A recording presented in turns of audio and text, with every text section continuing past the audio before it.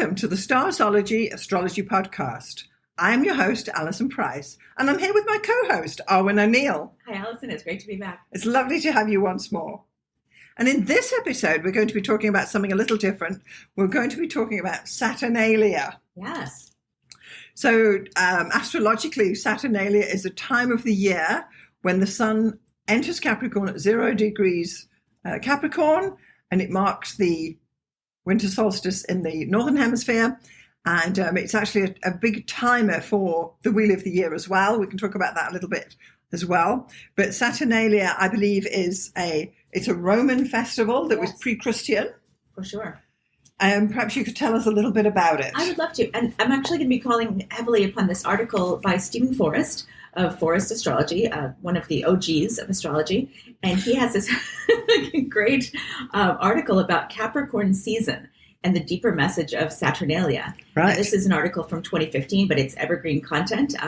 He talks about how we consider Capricorn to be one of the most serious, the serious sign. It's about fatherhood and government and institutions and this sort of red tape. Yeah, exactly. But it's also about the goat with the tail of a fish. What is that about? It's like kind of a bizarre, goofy, very almost Halloween-y kind of image that we have this association with. And why is that? Like, where's the disconnect? And he says, well, the disconnect is because we in modern Western culture have forgotten that what we consider like the Christmas season, which is very sort of traditional and homey and family and all these things, began as this sort of bacchanalian festival of sort of irreverence in Roman times. And they feasted on Saturnalia. It was a wild festival. It had to do with rampant overeating and drunkenness, apparently. Citizens wore like strange clothing and funny hats. Children were given gifts, including, as he calls it, gag gifts. So, kind of like a cross between Christmas and like April Fool's Day, possibly. Right. And really importantly, gambling was suddenly permitted where it had been kind of frowned upon. And slaves, because slaves were rampant in the Roman Empire, were allowed for one day to boss their masters around. And they did this role reversal. And for one day of the year, the slaves were allowed to say, bring me a grape, toga-wearing master. And peel me a grape. Peel me a grape. That's right. Bring it and then peel it. And so if you think about this as, it's actually a return of the light, because at the winter solstice, it's the shortest day of the year, but it's the beginning of the days lengthening again. So it is this, sort of joyous festival, because we're saying, in a way, even though it's the actual beginning of winter, it is the beginning of the return of the sun. Yes, it's a turning point. It's like even with the wheel of the year, they call it Yule as well, of course, that starts at this point. And it's the beginning of the cycle where we're now moving from the utter darkness and drawing once more into the light. Yeah. It's interesting the way that we in Western culture have sort of structured our year, I think, because we have such a busy time leading up to Christmas and New Year's. Mm-hmm. And we have Thanksgiving in October for Canada, but in November for the U.S. In the U.S., it sort of bookends the Christmas season. Like traditionally, you're not really supposed to put up Christmas decorations until after Thanksgiving, which is the last weekend of is that right? Of November. Yeah.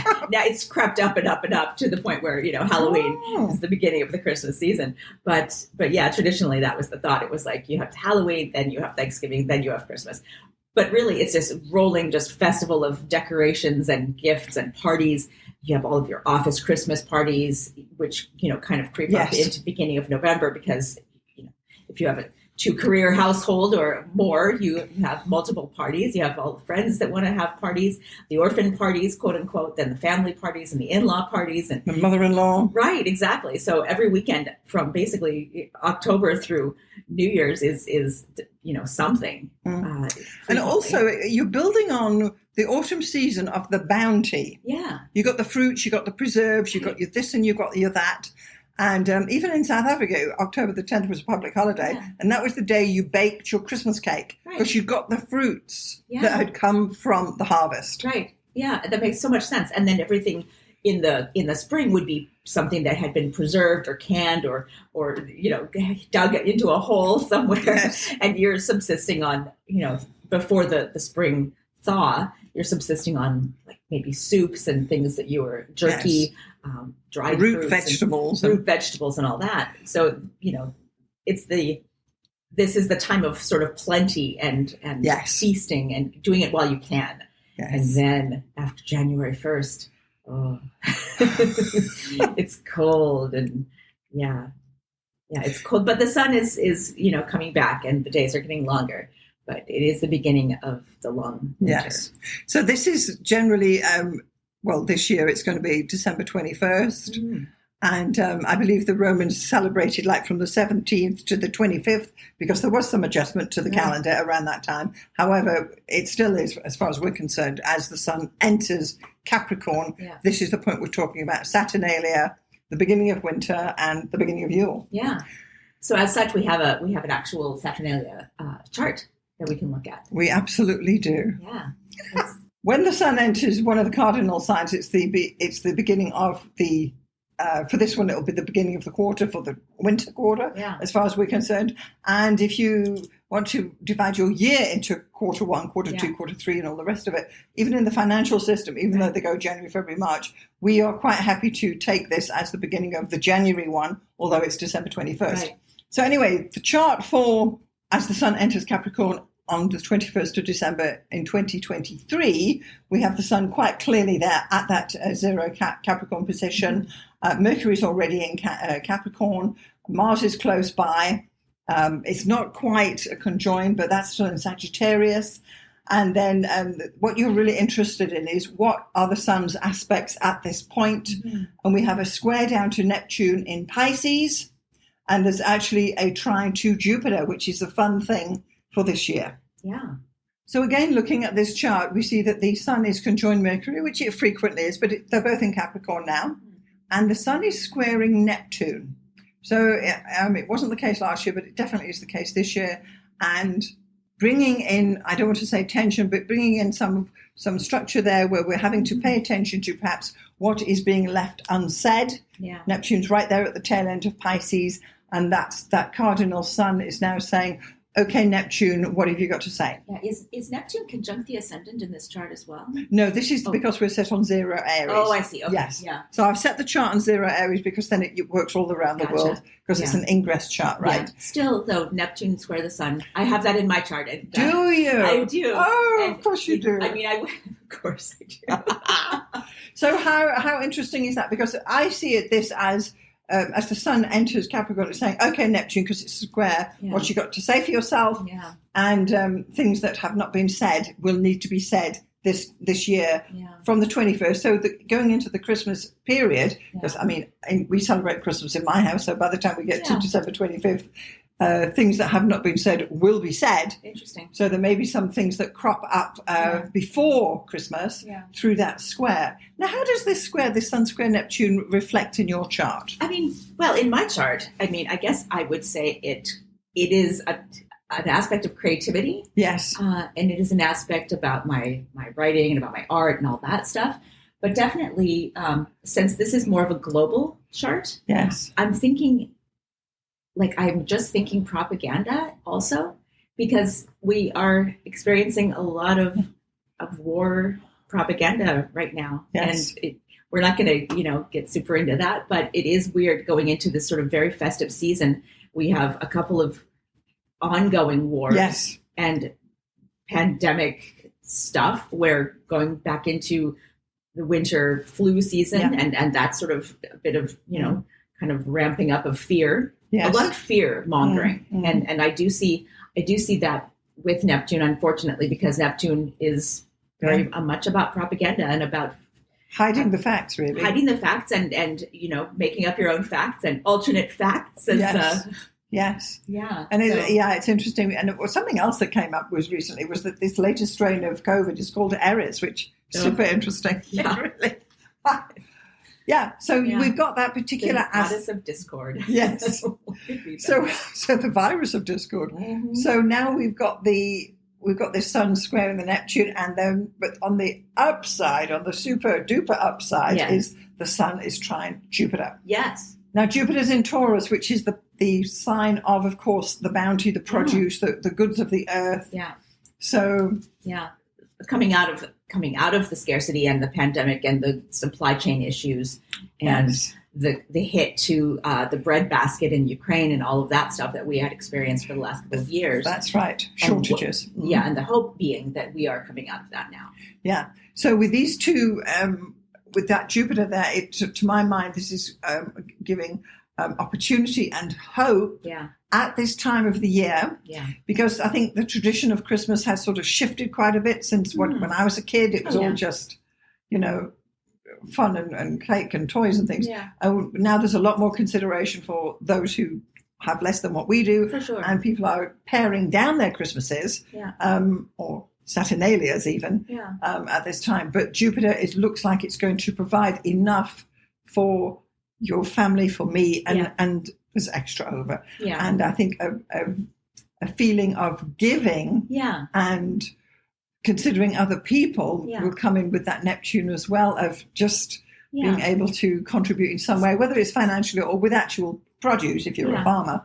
And that's a good point. It's interesting. It's not from a point of view of, feel guilty because you have privilege and there are starving children wherever, that kind of thing. It's more of, do you really need to give your kid 12, 20, whatever gifts, maybe 5 or 6, and then also help donate to the soup kitchen, donate your gifts from last year. And your time as well at these places. Exactly, yeah. So I think that's going to be very much a theme this year, and which is a great thing, I think, over this period, that people are not necessarily tightening their belts, but they're being mindful of what the bounty they have. Right. And considering it elsewhere. Exactly. And when you talk about, when we were kids, and I don't know how big, actual Christmas trees were when you were growing up, I feel like everybody had to have a real Christmas tree, quote unquote real dead, pine tree rotting away, and with the fire hazard and the lights and all of, and I don't know very many people who actually cut a real Christmas tree anymore. I think obviously still many people do, but we live in a city where the apartments are fairly small. Condo size is a thing with furniture, and a lot of people just have a reusable tree or some sort of facsimile of a tree or something. Why are you cutting trees down? I mean, we should be planting trees. Exactly, for just a month where you decorate it and tart it up and drag and then throw it into a landfill. It's kind of awful. So there's a whole different approach to that, and also the excesses of the wrapping business. God, the wrapping. I believe looking at this particular chart, are going to be more prudent. Let's a word. Let's use that. And what we're being mindful of what we're doing this year. In the future, everyone will be like yours truly, the Virgo who reuses and presses wrapping paper and I iron mine. Bags. Yes, I've been known to iron tissue paper. Yes, me too. On the kitchen counter. But then I had my banknotes. But anyway. That's weird. Yeah. But the point being that it's likely to be, because these are the main aspects going into the sun. Yeah. Of course, you can consider the whole chart, but we're really not going to look at that all in one go at this point. Yeah. And it's a solstice. It's the sun. Yes. So. It's a big celebration. It's the winter solstice for us, and but the chart itself is quite, I want to say it's optimistic, because Jupiter is well engaged with that trine, and the trine is, of course, the aspect of Jupiter. It's in a good position to provide everyone. I want to say should have enough. You don't need more than what you need, and that's really what I'd like to say about that. Yeah, that's a great point. So this article by Stephen Forrest, he goes into a bit more about the dichotomy between what we think of as Capricorn and Saturn, and this, they're about duty and integrity. He says they're about impulse control and what the boundaries and limitations, the law of consequences. He says that his definition of Saturn as a planet is that it gives us the ability to do what we don't feel like doing. So your thing is about Mars that gets you off the couch. Saturn is what gives you the ability to do what you don't feel like doing, which is interesting because I believe he is also a Capricorn. Oh. Yeah. So anyways, he says that how much of this self-denial, can we wrap around this area of such a, sort of abundant time of the year? And at some point, there's this sort of, this mental divide. So he goes on to quote the Roman poet Virgil, who said of the god Saturn that he gathered together the unruly race of fauns and nymphs scattered over mountain heights and gave them laws. So they were still fauns and nymphs, but they were better behaved because laws gave them a Saturnalian sense of structure and the proper time and place to express their nature, their true nature. So before, you'd just be like wild hunter-gatherers and, just kind of doing whatever came naturally. I'm thinking of that movie Quest for Fire, where they're all just in these packs and wearing, their furs and huddling in caves and freezing. And then they come upon Radon Chung, who teaches them how to make fire. And then their world is completely changed, and their sexual, practices become more civilized even. And, it's a great movie. Anyway, getting off track. But moving back to Virgil, he says, under his reign were the golden ages that men tell of, and in perfect peace he ruled the nations. So we're happier when we have structure, because this gives us timed periods and appropriate places and events which allow us to release our nature, our more, right. Yeah, exactly. So this time when Capricorn enters the, when the sun enters Capricorn, from December 21st, 22nd, whatever in the zodiac. This is a time of feasting and plenty, but it's also a very sort of serious and structured time. So we have this timed release of generosity, of feasting, and of family, and then we get back to the seriousness of the winter and that and nesting. So to speak. Interesting. It's an interesting thing that and they say this about kids, that when you have young children, they need a routine, right? Because they feel safe within it. Yeah. They know it's bath time, then it's pajamas, then you read a book, and then you go to bed. Right. They know what the routine is. Absolutely. And even if you have tons of money, and, we see this with the children of celebrities or, of the wealthy, where if they don't have, sort of a structure, they become like awful, know? And so if you have children and you're trying to raise them in a, to be responsible and whatever, like Christmas is a good time to think about those who have less than you, but also it's a time that you get rewarded and you get presents and all this stuff. And it's not all year, even if we could afford to give you presents every single day of the year like it was Christmas. No, you're going to wait until Christmas morning to open the presents. You're going to wait until Grandma and Grandpa, have come to visit and, whatever. Like, even these wonderful celebrations come with some sort of structure and it's true. And I think really the tradition of Christmas, however Christmas is plays out in your own home, that you can anticipate, we're going to do this, she's going to bake that, we're going to do the next thing, and all the rest of it. Right. So the traditions of Christmas are Capricornian, right? And obviously different families have different traditions. Do you have any particular traditions in your Christmas? Gosh. Well, interestingly, my mother raised me, and we were not super religious, but I did come from sort of a family of divorce. And so I did get to celebrate, very fortunately, 2 kind of Christmases. Oh, okay. I would go and visit my dad over a 2-week period or a 1-week period, whatever it was, Christmas break. And his family was huge. I had like 13 cousins and grandparents, and they would have their entire house just decked out and all the lights, millions of presents for all the kids, huge feast. And that was just such a traditional, almost like a, who's that, the painter from Norman Rockwell? Mm-hmm. It was almost like a Rockwell kind of like going back in time to the 50s sort of feeling. Yeah. And then I would come home to my mother's side of the family where we would celebrate sort of Christmas, but on New Year's Eve.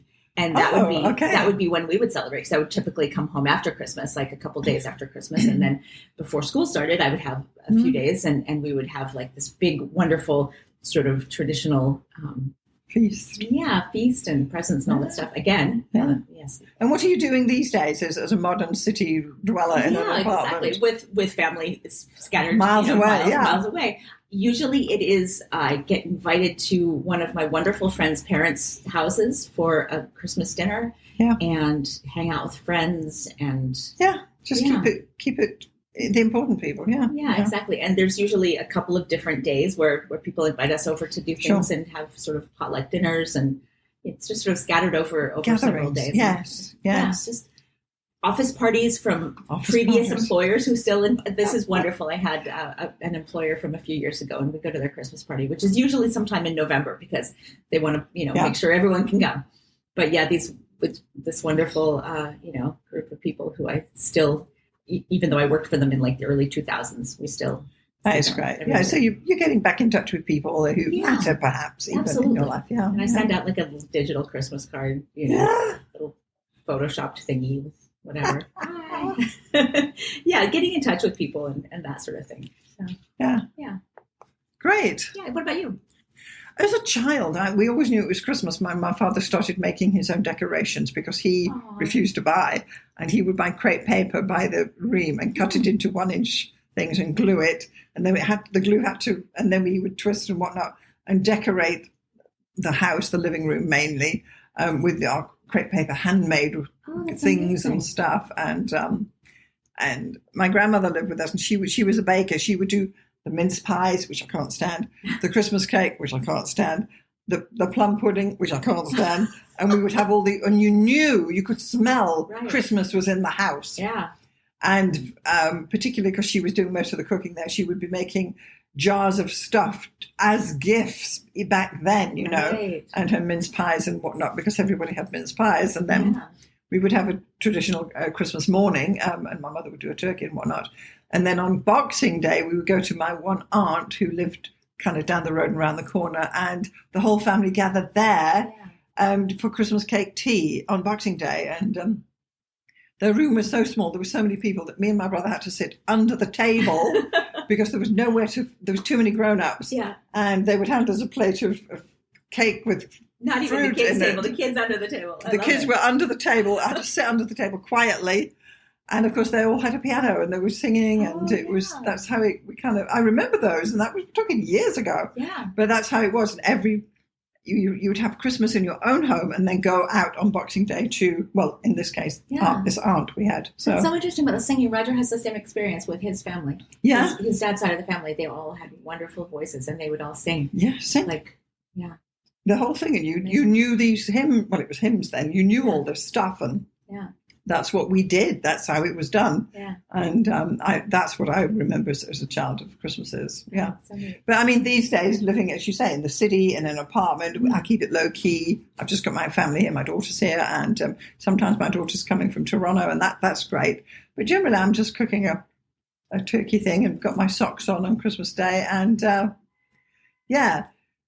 watching the Griswolds Family Christmas and comfort movies. That's right. Yeah. I mean, that was a definite tradition. Yeah. It was the Christmas Carol, and then later on Scrooged with Bill Murray. Oh, did you watch that? Yeah. Right, because Bill Murray, I love him so And much. what was that, Home Alone, that first one? I like that one, yeah. And things like that. And you know what's coming. And then when we had the kids at home, we would play Monopoly. That was the game that was played on Christmas. Yeah. And it went on and on and on. Yeah. But that's when people learned how to play Monopoly on Christmas Day, basically. Wow.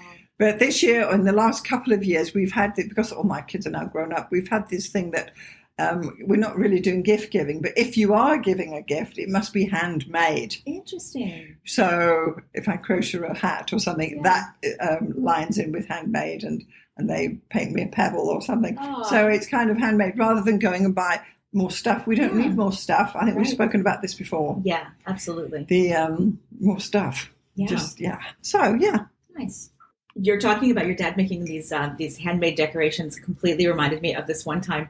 And we have always, my mother's side of the family had very small apartments, or lived, for a while we lived, I think I've mentioned this, in a converted school bus that we traveled from Seattle to Arizona in. Definitely not a lot of room to decorate, certainly no trees involved in that. But at one point we did have a Christmas tree that we had made from, this is, I swear to God, a hula hoop, one of those big giant peppermint stick looking hula hoops that's like striped, and then ribbons that were attached to the hula hoop at like 1-inch intervals all the way around, and then gathered at the top so that it creates sort of a cone, like a dunce cap sort of shape, and hung from a hook in the ceiling. So it looked like a Christmas tree, like a hanging cone. And then the Christmas presents were piled up underneath the cone.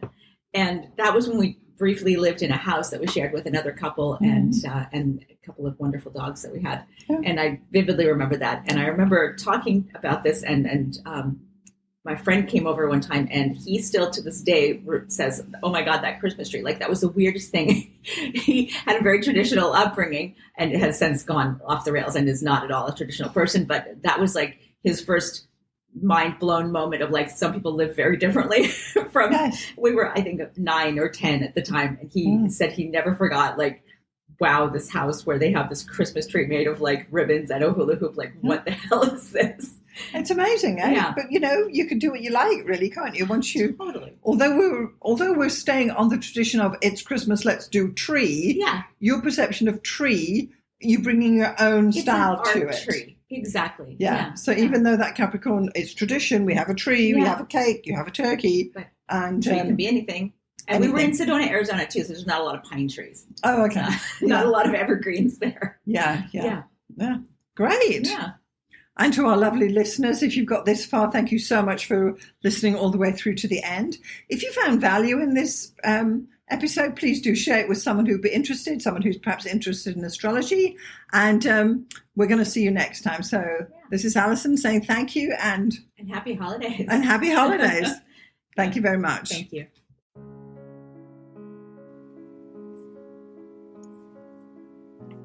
Thanks so much for getting this far through the episode. I just want to take a moment to tell you about the 2 main options of my astrology services. So the first one is coaching. If you are an aspiring astrologer, and by that I mean someone who's perhaps a hobbyist astrologer or someone who's learning astrology or a student, or you've got a few books and you've been doing it for a while, but perhaps you need a little bit of help to bring it all together, then maybe getting some astrological coaching from me would be the answer for you. The astrology coaching I offer is a 1-hour session on Zoom, and it's tailored to answer your particular questions. For example, if you have issues with natal chart readings, we can go there. Or if you're having problems working with your forecasting, we can go there. Or even basic astrology stuff, or even getting yourself organized for your astrology business. The idea is that astrological coaching will answer your particular questions. It's tailored specifically to you and where you are in your astrological journey. And I'm happy to help you out with some guidance about how you can get going, what to focus on, and what to dismiss. So that would be the astrological coaching for people trying to learn astrology. The second astrological service I offer is consultations. So this is for someone who perhaps doesn't know anything about astrology, but they just want to have their chart read or get their chart done. Call it what you will. So once more, this is a 1-hour consultation over Zoom. I will interpret your chart, tell you about the main features, tell you about where the energy is flowing, and all the rest of what is entailed in a thorough natal chart interpretation. I can also add in some forecasting in there too, bearing in mind we only have 1 hour. So just in summary, I've got coaching for people who want to learn astrology, and I've got consultations for those who want to get an astrology reading done. I'm Alison Price from Starzology.com. Thank you so much for listening. We'll see you next time.